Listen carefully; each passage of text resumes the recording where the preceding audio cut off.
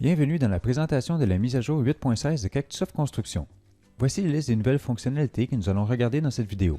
Il sera question des automatismes sur les événements de poinçons, d'amélioration à la paye, notification lors d'oubli de poinçons de fin de journée et les statistiques dans les projets. Il est maintenant possible de faire en sorte que les poinçons de pause et lunch s'ajoutent de manière automatique pour vos travailleurs de chantier. Dans l'exemple 6 juin, le travailleur se termine à 16h30. Et on voit alors les pauses et les temps de lunch s'ajouter automatiquement.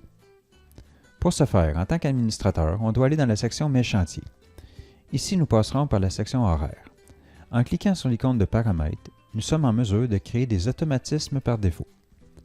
Il suffit de cliquer sur le plus et choisir une heure à laquelle cet événement s'ajoute, la durée et le type lunch ou pause. Ici, on voit que les pauses sont à 10h, le lunch à midi et la pause à 14h pour l'après-midi. Si j'ai un poinçon de départ et de fin et qu'un événement se situe entre les deux, celui-ci sera ajusté. Donc, si j'ai un chantier de 7 à 11 le matin, il y aura une pause de 15 minutes à 10h.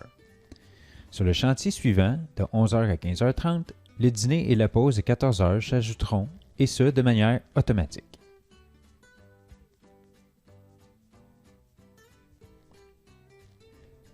Les événements sont modifiables et peuvent être supprimés par les travailleurs.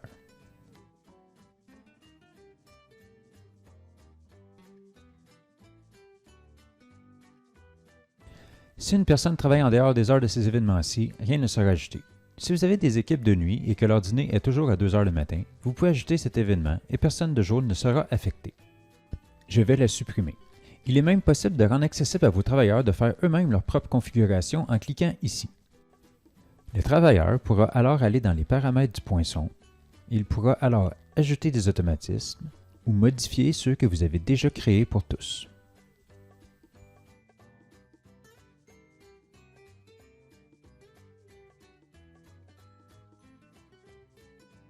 Dans la section Vue d'ensemble de la paie, nous avons ajouté les temps travaillés par rapport de chantier par travailleur. Les statuts des travailleurs également si c'est vide. Si un travailleur est poinçonné comme étant absent, on verra également la mention pour cette journée. De plus, nous avons ajouté un total par employé pour la semaine en heures seulement. Aucune distinction sur le surtemps à cet endroit. Dans la vue rapport de chantier, nous avons également ajouté l'option « Marquer tous comme complétés » qui permet de compléter, comme le nom l'indique, tous les rapports rapidement pour pouvoir ensuite passer dans la vérification des calculs. Même chose à la vérification des calculs qui permet de se rendre rapidement à l'étape 3 de préparation de la paie pour sortir un premier jet du rapport de la liste des payes. Les options pour marquer tous comme non complétés sont également présentes aux deux étapes précédentes.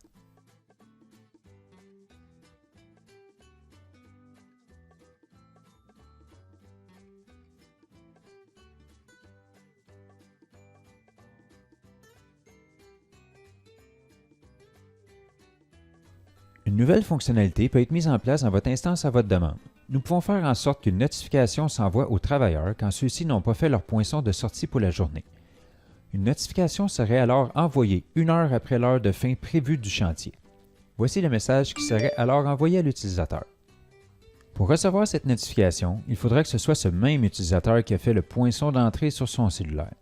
Si le chantier n'est pas planifié, donc n'ayant pas de durée prévue par la planification, le travailleur recevra une notification 1 heure après le poinçon d'entrée. Contactez-nous si vous désirez avoir cette fonctionnalité.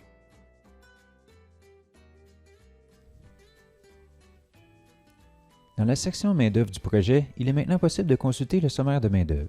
Ce sont les mêmes données que nous pouvons également voir à partir de la planification de chantier. Nous pouvons aller cliquer sur une activité et consulter les temps poinçonnés par les travailleurs de chantier. La nouveauté est en lien avec les statistiques. Nous pouvons voir les activités par jour. En cliquant sur notre curseur, nous pouvons voir les détails en lien avec les activités. On peut également choisir de voir les détails sur une période de temps ici. La distribution des activités est un graphique en pointe de tarte. En déplaçant le curseur, on peut voir le détail. Temps travaillé par travailleur. On voit ici par jour qui est allé au chantier et on voit également la provenance de celui-ci en déplaçant le curseur. La sélection de date est également disponible dans cette vue. Finalement, le temps total par travailleur nous montre une autre vue en lien avec les activités également.